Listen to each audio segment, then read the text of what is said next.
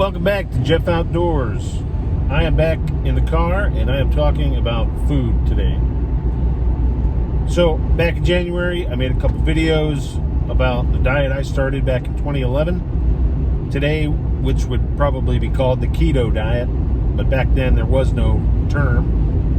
So I call it the Jeff diet or the Jeff Outdoors diet here. So, low carb, no carb eating. I wanted to make you aware that, now let me just preface by saying I'm not a doctor, I'm not a nutritionist, I'm not a nurse, I do not participate in the medical field in any way, shape, or form. The diet that I talk about is the way I eat, and I just recommend it to whoever would be interested. With that being said, I did the keto type of eating for 10 years. Maintained 185 to 190 pounds, which was the weight I was when I was a senior in high school. Never felt better in my life. Never got sick. I'm kidding. I'm not kidding you. Like, just, I never got sick. I was around people that had flu at work. 4 people came back in the office with flu. I never got sick. People sick at home, I never got sick. I mean, I just don't know what else to tell you. So anyways, it was a lonely existence, being the only one staying away from all the sweets and the cookies at holidays, birthdays, weddings, etc., etc. You never realize how much people connect through food until I started that diet. I never realized that, but more people are doing it now, so it's easier now for people to do, because there's a lot of people changing the way that they eat. But I wanted to make you aware, and the thing that I'm seeing now is there is a trend to use choline, which is found in red meats, to frighten people away from this ketogenic diet. And you know why? Because there are people that don't want you to get healthy. They don't want you to stop eating carbs. They don't want you to stop eating sugar and turn your life around and not need to go to the doctor. They don't want you to lose weight. They don't want you to get off of insulin, etc., etc.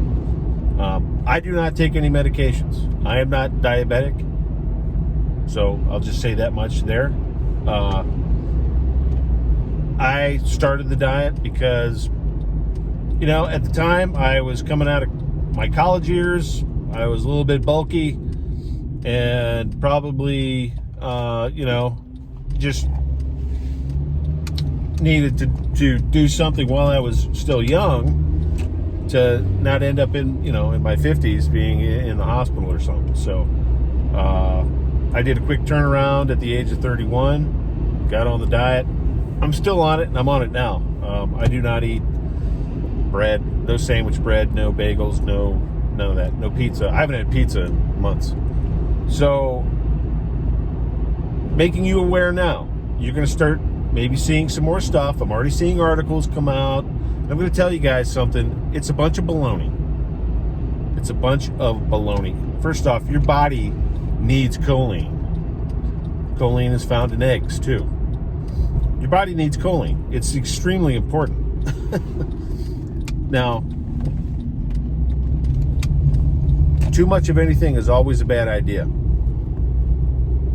And I can't even imagine the amount of choline that you would need to digest for it to be a problem. You're certainly not going to do it through food. You would have to start injecting choline